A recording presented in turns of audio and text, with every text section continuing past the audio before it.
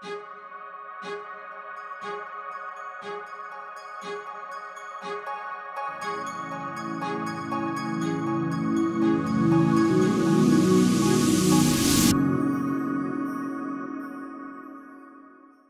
hello and welcome to Kitty Talks. We share inspirational life stories that empower you to create yours. And this week I have another inspirational lady who you're going to hear her story, her journey, how she became a fertility coach. So Jolinda Johnson is joining us all the way from Barcelona, and she's got a beautiful energy. I actually was really attracted to her Instagram profile because I just loved her energy, and I reached out to Jolinda because I wanted to find out more about what she does and her story. And so I know we're going to have an amazing conversation. So Jolinda, welcome to Kitty Talks. Thank you, Kitty. It's wonderful to be here. So what we love to do with Kitty Talks is, if you don't mind just explaining to the audience who you are and kind of what you're doing in the world at the moment. Okay, well, I'm Jolinda Johnson, and I am a fertility coach. That means I'm a certified life coach as well as a certified holistic health coach with a specialization in hormone health. I am also studying to be a priestess so that I can really bring that aspect of spirituality into the fertility journey. I am a mother of a 4-year-old son. I am the lover of a Welshman in a long-distance relationship. To a British woman, that's brilliant. Yes. Welshmen have a reputation in this country, Jolinda. Oh, a good one. Don't worry. No, he's a good one. And I am a woman who is committed to fulfilling her purpose in the world without fear. Oh, beautiful. That gave me goosebumps. That's fantastic. Well, we are all about purpose, and we are all about helping our listeners tune into their purpose and for them to listen to your story. I know that they're going to get an insight into their own journey. So would you mind sharing a little bit about your background, your journey? Like, I know you just very briefly told me that actually you were brought up in quite a kind of spiritual environment, which is, I'm very jealous. My parents are both incredibly spiritual people. And when I say spiritual, I don't mean religious. I mean spiritual in the sense that they totally trust and surrender to a higher power and intuition, a greater plan. They actually met, just to give you some context, they met in 1979. My mother is English and Welsh. That's her background. And my father is African-American. And they met in the parking lot of a church. He was the property manager, and she had just happened to be there. It wasn't where she normally went. She just happened to be there that Sunday. And she went out to look for a car, and she couldn't find it. That's how my mother is. She has a doctorate in education, but sometimes that are more practical to her. And she was wearing a flower in her hair, and at that time she had strawberry blonde hair. It caught my father's attention, and she went up to him and asked, I can't find my car. I feel so silly, but could you help me? They ended up talking all the way through the next service. 6 days later, he asked her to marry him. Oh my God, 6 days. 6 days. So the following Saturday. And she said yes. They got married 2 months after that. And they've been together for 39 years. I'm so glad you said they're still together, because that's just incredible. Well, they just knew. Yes. They just absolutely knew. They just knew. And my father had, it was his third marriage. He was divorced. Then he was a widow in his mid-30s. And so for him as well to trust that he could love again after a divorce and a death, that's also major. Yeah. And for my mother to know in her heart that she had met a soulmate after only 6 days, And they've been through so much in 39 years, you can imagine, but it's something that she never regrets, just following her heart and her intuition. So they always were talking about, when I was growing up, they were always talking about using the power of affirmations and surrendering and following your path, and really building that inner knowing that we all have, that a lot of us choose to ignore, unfortunately. And for whatever reason, I left home at 17 to go to Columbia University in New York City. And maybe it was that academic environment, maybe it was being separated from them, maybe it was the experience that I had had with Catholicism, because I went to a Catholic school for 8 years, and that put me off of religion, that not spirituality, but religion. And I really kind of lost touch with my own spirituality and with my own trust in myself. Until what I'd like to call my spiritual reawakening in 2014. And that's when I had realized, after a lot of pain, including depression. I suffered from clinical depression for 8 years. Wow. And now, at the time, I thought that it was just because I had this chemical imbalance in my brain and I couldn't do anything about. I really didn't take any responsibility for it. And now I see it's because I was really not acknowledging my gifts. I was not acknowledging my purpose.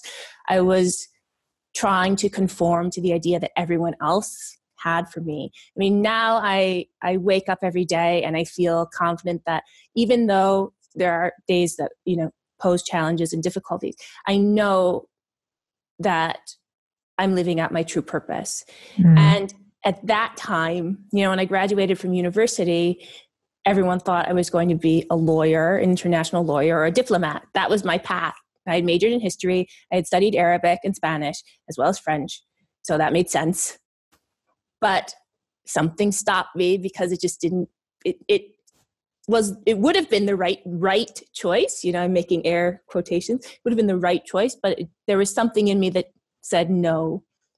And I spent a lot of years just kind of mucking around, because I didn't want to commit. What I really felt called towards seemed absolutely frightening.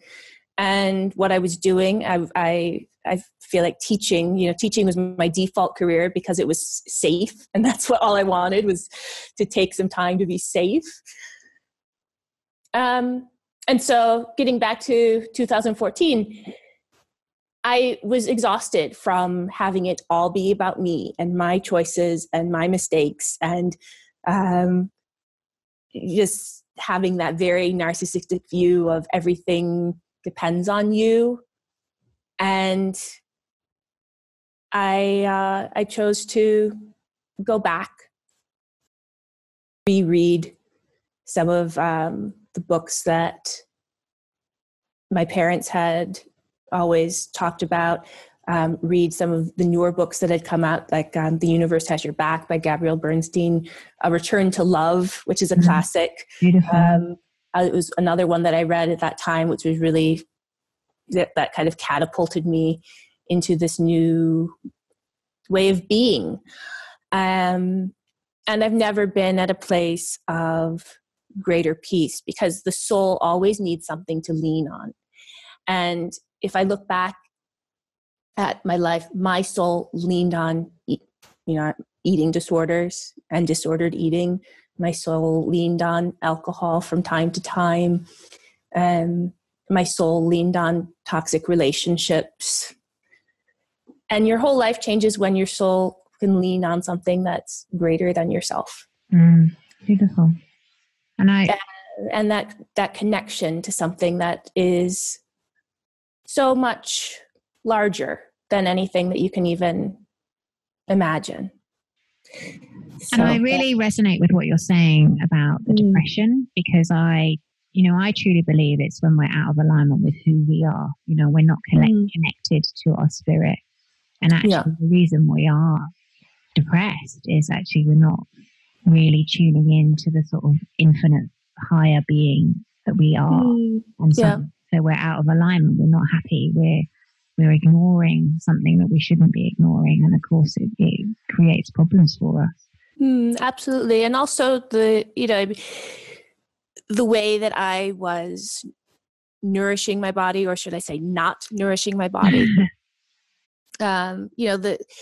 Sometimes I think of just being a health coach or just being a life coach, but I can't separate the two, because it is that mind-body connection. And you can say all the positive affirmations that you want, but if you are eating highly processed, low-vibe food, you're never going to feel as good as if you combine the two. So how did you, because obviously before you kind of had your spiritual awakening or your epiphany, you obviously trained to be a holistic health coach first. Is that right? And then that was in 2012. 2012. Okay. And then you went into the life coaching from there. And so then I did, so basically I when I did the holistic health certification program with the Institute of Integrative Nutrition in 2012, I had all of this knowledge because I was coming from, so I suffered from anorexia from the age of 10 to about 25. Wow. And so I had all of this knowledge about nutrition from the perspective of weight loss. And in 2012, that was after I'd gained 50 pounds. And then I had lost some of that to, I normalized, shall I say. And I really wanted to share that sense of balance around food that I felt like I had achieved. And how did you heal your anorexia? For somebody listening who's maybe got kind of food issues. Well, therapy was involved. I was in therapy for years on and off. But I think one of the biggest things is, and this goes back to the spirituality, is knowing that your worth as an individual has nothing to do with your weight, and the sense of control that it's giving you, counting the calories or controlling your portions or whatever. That sense of control is also an illusion. We never have control. So letting go of that idea. And for me, it was also gaining all of that weight, which was my biggest fear when I was anorexic, was getting quote unquote fat. But when you reach that place, you look in the mirror and you think, what have I done to myself? Because and the thing is, no one remembers me as being big, because a lot of it was just in my head. But having gained that weight and seeing that it really changed nothing in my life, that was one of the biggest things, I think, for my healing, is that I gained all of that weight and I still had a job. I still had friends. That's actually when I met a new boyfriend.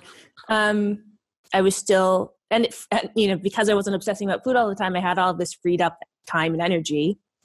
And that's when I realized, okay, time to cut the cord. But, I recently posted an Instagram before and after 2008 and 2018. And the woman in the 2008 photo was when I was still, in that land of, I have to be a size 2 or a size 0. If not, then I don't matter. And I wish that I could just go back and tell her, you are loved. No matter what size you are loved, and you are love. And you can show the love that you want to give to everyone else, you can show that to yourself right here and now. Because that was my biggest block. I could show love to other people, but I could not show that same love to myself. And I think that's probably the biggest difference between myself now and myself then. And self-love is so critical for, whether you're fat, thin, I think all of us, it's kind of wanting to have that self-acceptance and that self-love. And I know with eating disorders, especially anorexia, it's about having some form of control. If you don't feel like you've got other control in other areas of your life, you can feel like you can get the control back from your food. So usually some sort of chaos happening in our lives that we're trying to gain control of, which we can't necessarily and we do it through the food. Absolutely. And we're sent these messages as women that weight loss is accomplishment. That if you lose weight, you've done something well. And so if you're at a point in your life where you feel like you're not succeeding in an area, like, because that was always my fallback. At least I'm losing weight. At least I'm thin. And taking the value off of that was huge. Yeah. Like that really has no value. So separating myself from that idea was another big part of my healing. Well, and I think, now you're going to get me on my soapbox, because I truly believe that women have been taught to look a certain way and to sort of punish themselves. So we're so busy punishing ourselves to look this certain way that we're not rising, And absolutely, it's part of the patriarchy. Exactly. It's keeping us small. It's keeping us in this little woman position rather than actually blossoming and just being ourselves. And of course, what's happening now is all those boxes and all those stereotypes are being challenged and they're being broken down, which is brilliant because, as you said, we are enough. We can just be who we are. We should just be comfortable with our bodies, whatever size we are. Absolutely. So yeah, that's something that is being challenged.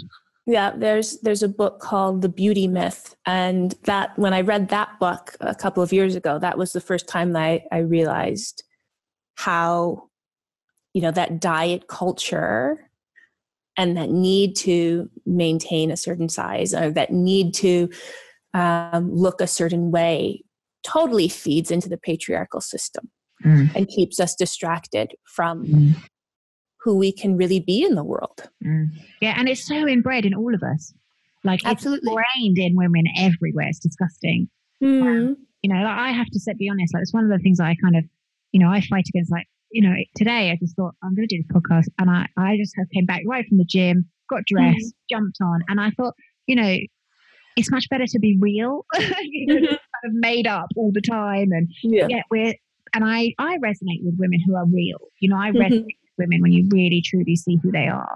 When you've been podcasting for 2 years, I started off like, oh my God, I've got to get really, dolled up, but actually get to a point where you're just comfortable.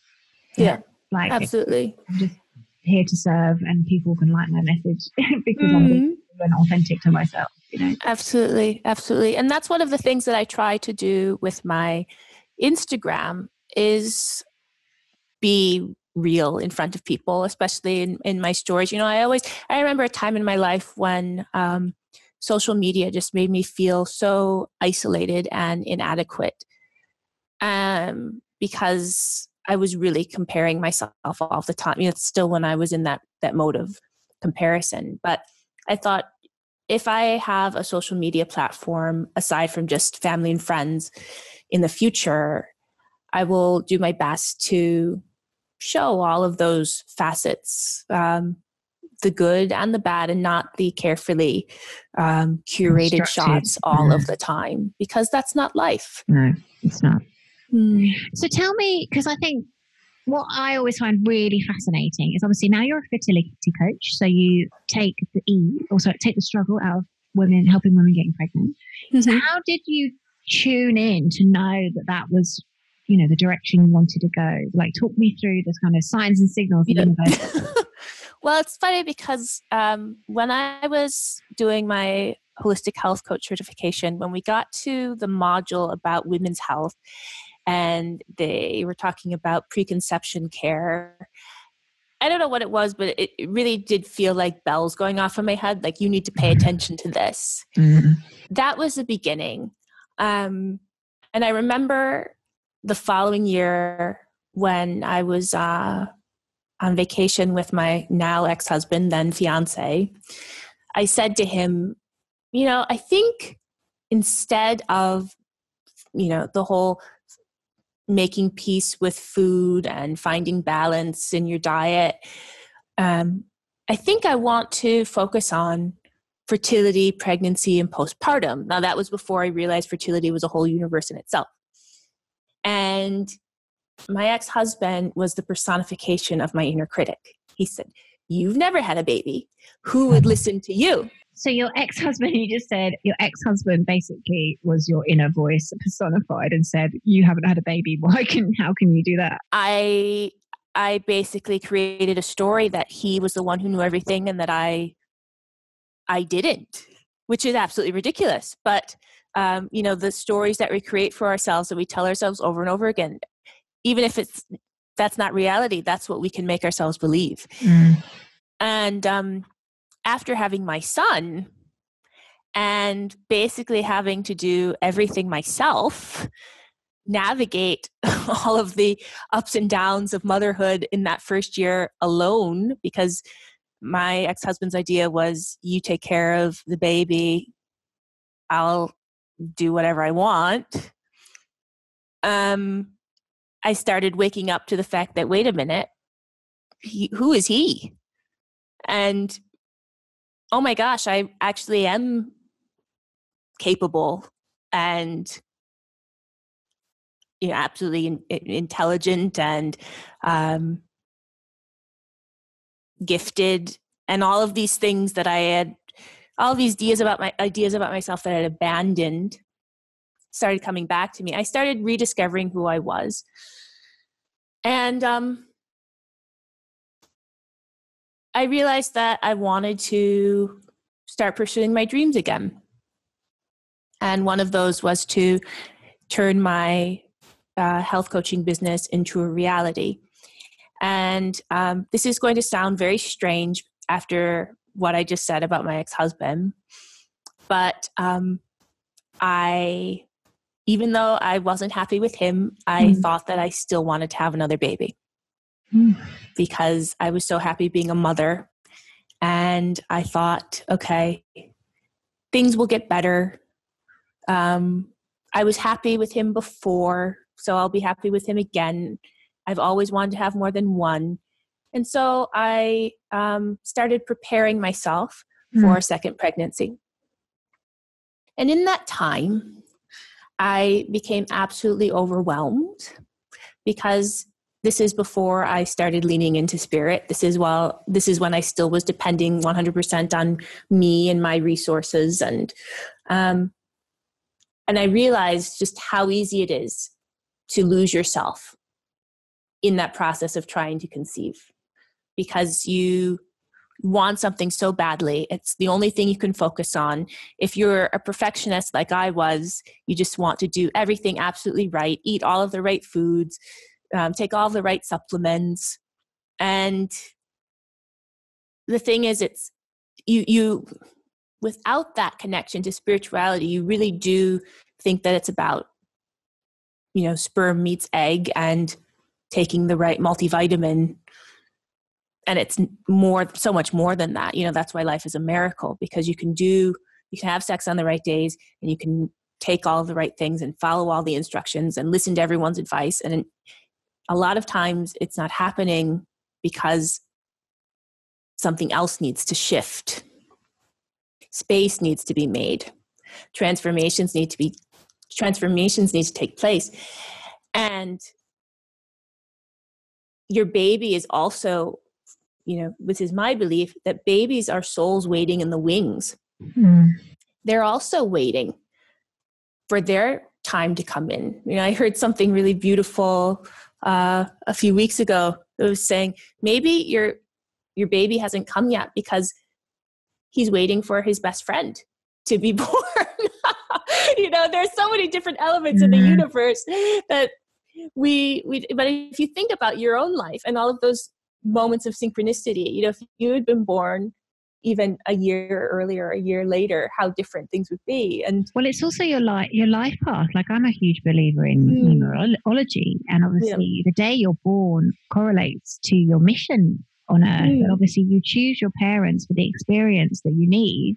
Absolutely. So maybe there's like the date is lining up.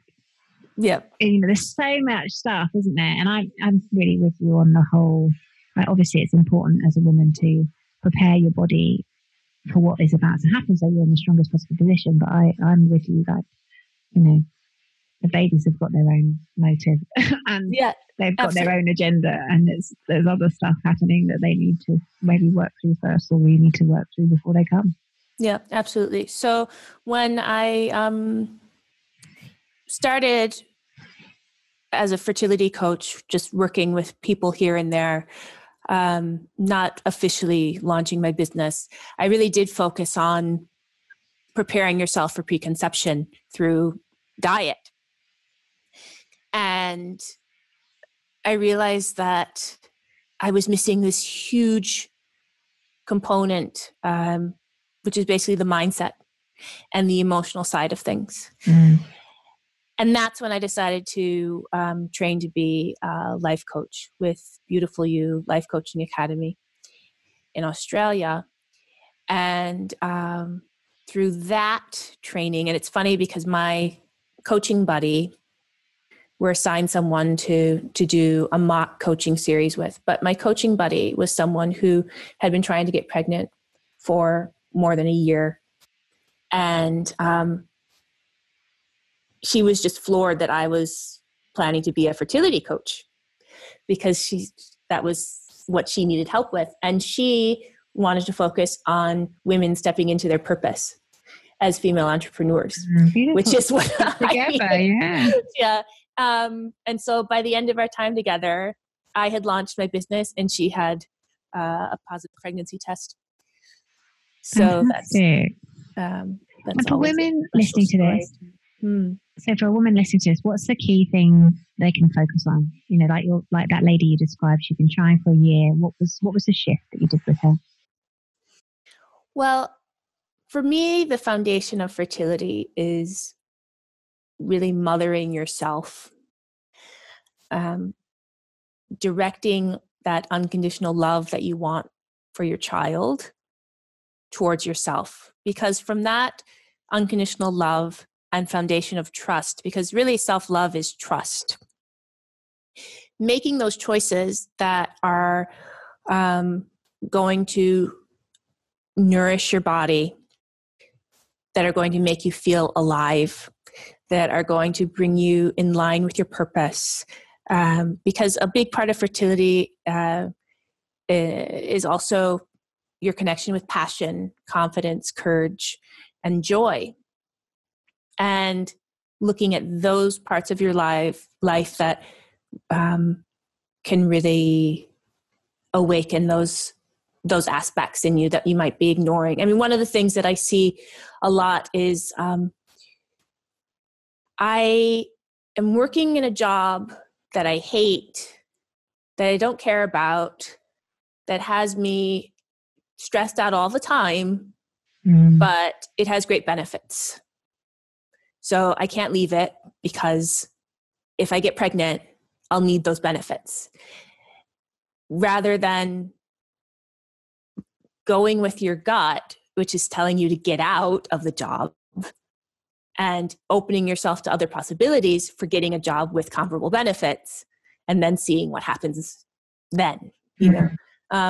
This idea of holding on to how things are because you're not ready to envision an alternative reality of how things could be.